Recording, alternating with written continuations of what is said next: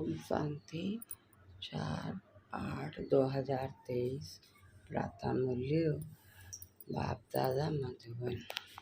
प्यारे प्यारे बाबा ने कहा, मीठे बच्चे, मीठे लाडले बच्चे, बाप आए तुम्हारे लिए स्वर्ग की नई दुनिया स्थापन करने। इसलिए इस नरक से दिल ना लगाओ, इनको भूलते जाओ। प्रश्न है, रहम दिल बाप तुम बच्चों पर किस रूप से कौन सा रहम करते हैं? उत्तर है, बाबा कहते हैं, मैं बाप रूप से मीठी शौकीन बन तुम बच्चों को इतना प्यार देता हूँ जो दुनिया में दूसरा कोई दे ना सके। मैं तुम्हें पवित्र प्यार की दुनिया का मालिक बना देता हूँ। टीचर बन तुम्हें ऐसी पढ़ाई पढ़ाता हूँ जो तुम बहिश्त की बीवी बन जाते हो। ये पढ़ाई है मनुष्य देवता बनने की। यह ज्ञान रतन तुम्हें विश्व का मालिक बना देते हैं। गीत है, कौन है माता कौन है पिता। ओम शांति। बच्चों को ओम शांति का अर्थ समझाया है। ओम का अर्थ है आई एम आत्मा। मैं आत्मा निराकार परमात्मा की संतान हूँ। शरीर का फादर वह है जिसने जन्म दिया है, उनको कहा जाता है शरीर को जन्म देने वाले बाबा वाला फादर। और शिव बाबा है आत्माओं का बाप। वह तो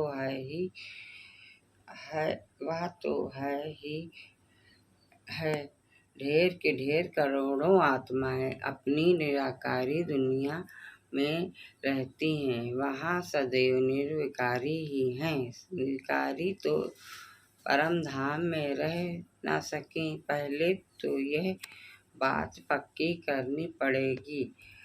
मैं आत्मा, मेरा बाप परमात्मा। आत्मा के संबंधी सब भाई भाई हैं। इस शरीर के बाप को कहा जाता है लौकिक बाप। आत्मा के बाप को कहा जाता है पारलौकिक बाप, जो सदा का एक ही है। पुकारते भी हैं ना, ओ गॉड फादर, ओ पतित पावन रहमदिल। यह आत्मा ने पुकारा बाप को। आत्मा इस शरीर के साथ दुखी है।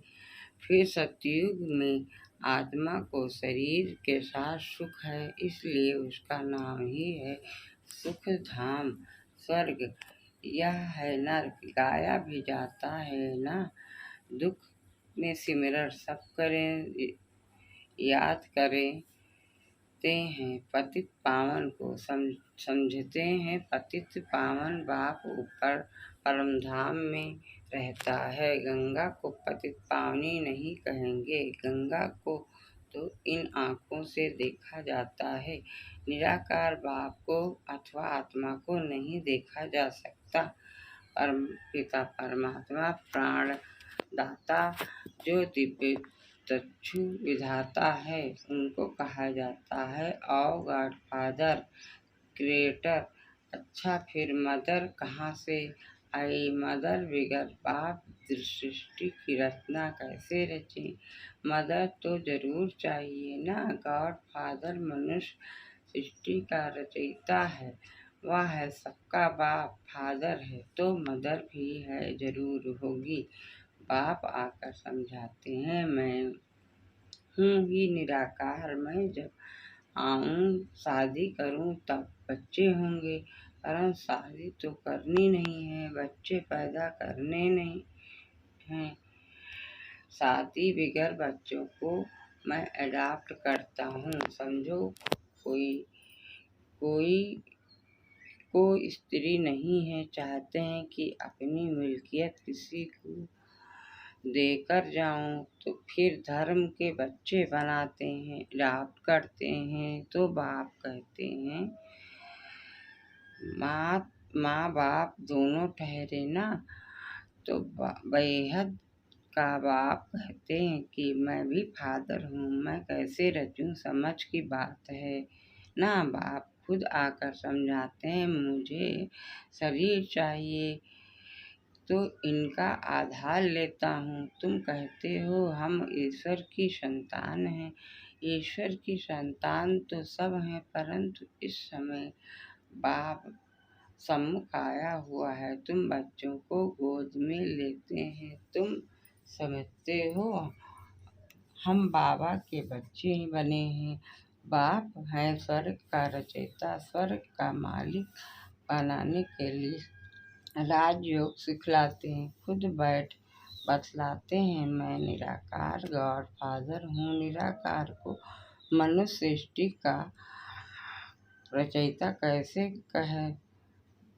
कह सकते हैं? तो बच्चों को अडॉप्ट कर उन्हों को ही बैठ समझाते हैं कि मैं शिव निराकार हूँ, तुम भी निराकार आत्माएं हो। तुम गर्भ जेल में आते हो, मैं गर्भ नहीं आता हूँ। तुम्हारे लिए आधा कल्प गर्भ महल, आधा कल्प है गर्भ जेल, क्योंकि आधा कल्प माया रावण पाप कराती है।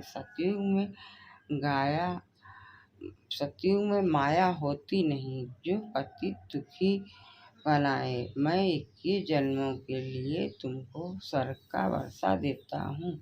नई दुनिया स्वर्ग को कहा जाता है। मकान भी पुराना होता है तो पुराने को छोड़ नए में जाते हैं।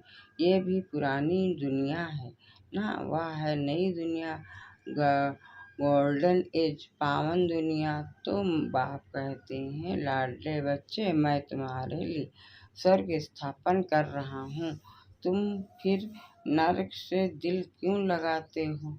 अब नरक को भूल जाओ, मुझ बाप और स्वर्ग को याद करो, पुरानी दुनिया को भूलते जाओ। यह है बेहद का संन्यास। पुरानी देह सहित जो कुछ भी देखते हो उनका भी मत सब छोड़ो। समझो हम सब कुछ ईश्वर को देते हैं। ये शरीर, धन दौलत, बच्चे आज सब खत्म हो जाने हैं। यह वही महाभारत लड़ाई है जिसके द्वारा जीवन मुक्ति के गेट खुलने हैं। हरि का द्वार कहते हैं ना, हरि कहा जाता है श्री कृष्ण को, उनका द्वार है वैकुंठ। वैकुंठ के गेट बाप आकर खोलते हैं, वहाँ कोई पतित जा नहीं सकता, इसलिए पतित से पावन बनाते हैं, दुख से लिबरेट करते हैं और कोई लिबरेट कर न सके। दुख हरता सुख करता बाप ही है। बाप कहते हैं, मैं तुमको राजयोग सिखलाता हूँ, इस सदा के लिए सुख देने आया हूँ। मैं तुम्हारे लिए वैकुंठ हथेली पर लाया हूँ। तुम राजयोग सीखकर मनुष्य देवता बनते हो। बुद्धि कहती है कि बरोबर समझ की बात है। समझो यह पुरानी दुनिया है, फिर यह नई बनेगी। सर्वशक्तिमान एक ही बाप है जो अपनी शक्ति से स्वर्ग का मालिक बनाते हैं, चाहते भी हैं एक राज चाहते भी हैं एक राज हो, ऑलमाइटी अथॉरिटी राज हो। तो सतयुग त्रेता में अटल अखंड सुख शांति में देवी देवताओं की राजधानी थी, कोई विघ्न नहीं था। उनको अद्वैत राज कहा जाता है, दूसरा धर्म ही नहीं जो दुखी बने। अभी देखो भल क्रिश्चियन एक ही धर्म के हैं तो भी उन्हों की आपस में बहुत लड़ाई होती है, क्योंकि माया का राज है। सतयुग में माया होती ही नहीं। अभी कहते हैं ओ गॉड फादर रहम करो, बाप कहते हैं रहम तो सब पर करूँगा, सब बच्चों को पापों से मुक्त करता हूँ, अर्थात पतित दुनिया से लिबरेट करता हूँ, तुम सब आत्माओं को ले जाता हूँ निराकारी दुनिया में। बाकी शरीर तो भस्म हो जाएंगे, नेचुरल कलमिटीज गाई हुई है, आसार भी देख रहे हो, फेमन पड़ता जरूर है। अब बाप कहते हैं इस छीछी दुनिया से ममत तोड़ो, बेहद का बाप है सैक्रीन। कहते हैं मैं तुमको प्यार करता हूँ, सो कोई कर ना सके। अभी तुमको पवित्र दुनिया का मालिक बनाता हूँ, राजाई के लिए तुम पढ़ रहे हो, ऑब्जेक्ट बुद्धि में है, नया तो कोई समझ ना सके। जब तक कोई बैठ तुम उनको समझाए, एक हफ्ता बैठ समझे कि मनुष्य देवता बनना है। इसलिए बाप को जादूगर कहा जाता है। ज्ञान रत्नों से मनुष्य को देवता बनाता हूँ, उनको रत्नागर सौदागर मुसाफिर भी कहते हैं। तुमको आकर स्वर्ग की महारानी महाराजा बनाता हूँ। मुसाफिर कितना हसीन है तुम, जो कोई काम के नहीं थे, अब तुमको पढ़ाकर बहिष्ठ की बीवी बनाता हूँ। तुम जानते हो हम सूर्यवंशी चंद्रवंशी बनने के लिए पढ़ रहे हैं, परमात्मा पढ़ाते हैं। तुम क्या पढ़ते हो? तुम कहेंगे मनुष्य देवता बनने के लिए पढ़ रहे हैं, क्योंकि यह है आसुरी गुणों वाली मनुष्य सृष्टि, विनाश होने वाली है। कहते भी हैं मुझ निर्गुण हारे में कोई गुण नहीं, तो वही रहमदिल बाप बैठकर तुमको पढ़ाते हैं। सभी धर्मों वाले एक निराकार बाप को ही परमात्मा मानेंगे। मनुष्य भल गॉड फादर कहते हैं, परंतु जानते नहीं कि वह कौन है, कहाँ से आते हैं। ये अभी तुम जानते हो, वह पुरानी पतित दुनिया में आते हैं, क्योंकि पावन दुनिया स्थापन करते हैं। पुरानी दुनिया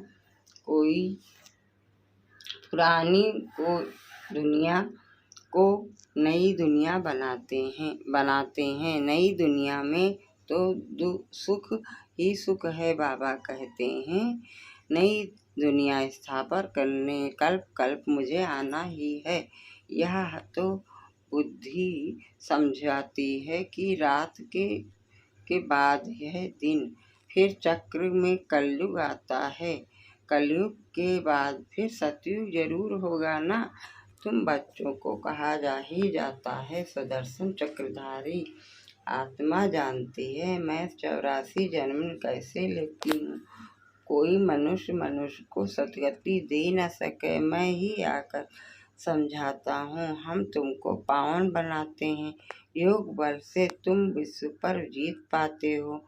बाप है शक्तिमान, बाप से तुमको बेहद का वर्षा मिलता है। आकाश पृथ्वी सागर आदि सब तुम्हारा हो जाएगा। यहाँ तो देखो आकाश पर भी हद, पानी पर भी हद लगी है। कहते हैं हमारे पानी के अंदर तुम नहीं आओ, तुम तो वहाँ सारे विश्व पर राज करते हो ना। स्वर्ग तो फिर क्या, स्वर्ग को भूल नहीं सकते। मनुष्य जब मरते हैं तो कहते हैं स्वर्गवासी हुआ, परंतु स्वर्ग है कहाँ, जरूर नरक है ना। यह है ही खेल, सब मनुष्य दुखी हैं, सब पतित हैं। यह राज ही रावण का है, जिसको जलाते रहते हैं परंतु जलता ही नहीं। रावण को 100 फुट लंबा बनाते हैं और बढ़ाते रहते हैं, दिन प्रतिदिन लंबा करते रहते हैं, परंतु समझते नहीं। यह समझ की बातें हैं। यहाँ देखो, मुरली चलती है तो फिर टेप में भरी जाती है, क्योंकि गोपिकाएँ मुरली बगैर रह ना सकें। तो यह प्रारब्ध है। मुरली बगैर तो तड़पते हैं, क्योंकि यह मुरली है जीवन ही हीरे जैसा बनाने वाली। यहाँ बाबा पढ़ाते हैं जो मुरली फिर लंदन अमेरिका तक जाती है। बच्चे सुनकर बहुत खुश होते हैं। गाया हुआ है, गोपिकाएँ मुरली बगैर रह नहीं सकती थीं। यह नॉलेज गॉड फादर ही सुनाते हैं। मुख्य एक बात समझानी है कि हमारा बेहद का बाप है, इसको स्वर्ग का वर्षा मिलता है। आत्मा कहती है मेरा बाप परमात्मा, वह आत्माओं को पढ़ा रहे हैं। ऐसा और कोई कह ना सके कि मैं परमात्मा तुम आत्माओं को पढ़ाता हूँ। ऐसे भी नहीं कहेंगी कि परम आत्मा नॉलेजफुल है। तुम बच्चों को बहुत अच्छी रीति समझाया जाता है, परंतु सबकी बुद्धि एक रस तो नहीं होती। कोई की सतो प्रधान बुद्धि है, कोई की सतो रजो तमो। इसमें टीचर क्या करेंगे? टीचर कहेंगे पढ़ाई पर पूरा अटेंशन नहीं देते थे। गॉड फादर है नॉलेजफुल, जैसे टीचर नॉलेजफुल है, स्टूडेंट को पढ़ाते हैं, आप समान बनाते हैं, वैसे इस सृष्टि चक्र की नॉलेज गॉड फादर के पास ही है और कोई नहीं जानते। बाप ही नॉलेज सिखलाए, नॉलेजफुल बनाते हैं। बाप है नॉलेजफुल, सबसे ऊंचा जिसका नाम ऊंचा ढां है। ब्रह्मा विष्णु शंकर हैं, सूक्ष्मतन वासी थर्ड ग्रेड में हैं। मनुष्यों में भी ग्रेड है। सतयुग में मनुष्यों की ग्रेड ऊंची रहती है। तुम गोल्डन एज में जाते हो, आयरन एज खत्म हो जाएगा। गोल्डन एज है तो सिल्वर एज नहीं, कॉपर एज है तो आयरन एज नहीं। ये सब बातें बुद्धि में रखनी है, इसलिए चित्र बनवाए हैं। सतयुग में बहुत थोड़े मनुष्य होते हैं, कलयुग में तो ढेर के ढेर मनुष्य पूछते हैं बाबा विनाश कब होगा? विनाश तब होगा जब नाटक पूरा होगा, सब चले जाएंगे। बाबा मुक्ति जीवन मुक्ति का गाइड है, वह रहते हैं परम धाम में। तुम भी वहाँ के रहने वाले हो, यहाँ आए हो पाठ बजाने। बाप कहते हैं बच्चे तुम्हें माया पर जीत पानी है, इसमें हिंसा की कोई बात नहीं। सतयुग में हिंसा होती नहीं, वहाँ है ही संपूर्ण निर्विकारी दुनिया। देवी देवताएं की दुनिया। अच्छा, मीठे मीठे सिकिल्दे बच्चों प्रति माता पिता बाप दादा का याद प्यार और गुड मॉर्निंग। रूहानी बाप के रूहानी बच्चों को नमस्ते। हम रूहानी बच्चों की तरफ से रूहानी माता पिता बाप दादा को याद प्यार गुड मॉर्निंग, नमस्ते नमस्ते नमस्ते। धारणा के लिए मुख्य सार है, बुद्धि से बेहद का संन्यास करना है पुरानी देह सहित जो कुछ इन आँखों से दिखाई देता है उनसे ममत निकाल बाप और स्वर्ग को याद करना है। दूसरा है पढ़ाई को अच्छी रीति धारण कर बुद्धि को सत्व प्रधान बनाना है। मुरली ही पढ़ाई है, मुरली पर बहुत बहुत ध्यान देना है। वरदान है भाग्य की नई नई स्मृतियों द्वारा पुरुषार्थ में रमणीयता का अनुभव करने वाले मन तंदुरुस्त भाव। भाग्य की नई नई स्मृतियों द्वारा पुरुषार्थ में रमणीयता का अनुभव करने वाले मन तंदुरुस्त भाव। सार है ब्राह्मण जीवन में लास्ट जन्म होने के कारण शरीर से चाहे कितने भी कमजोर या बीमार हैं, लेकिन मन सबका तंदुरुस्त है। उमंग उत्साह से उड़ने वाला पावरफुल मन की निशानी है, सेकंड में जहाँ चाहें वहाँ पहुँच जाएं। इसके लिए सदा अपने भाग के गीत गाते उड़ते रहो। अमृत बेले से भाग की नई नई बातें स्मृति में लाओ। कभी किसी प्राप्ति को सामने रखो, कभी किसी, तो पुरुषार्थ में रमणीकता आ जाएगी, बोर नहीं होंगे, नवीनता का अनुभव करेंगे। स्लोगन है, आगे पीछे सोच समझकर हर कर्म करो तो सफलता प्राप्त होती रहेगी। आगे पीछे सोच समझकर कर्म करो तो सफलता प्राप्त होती रहेगी। अच्छा हूँ।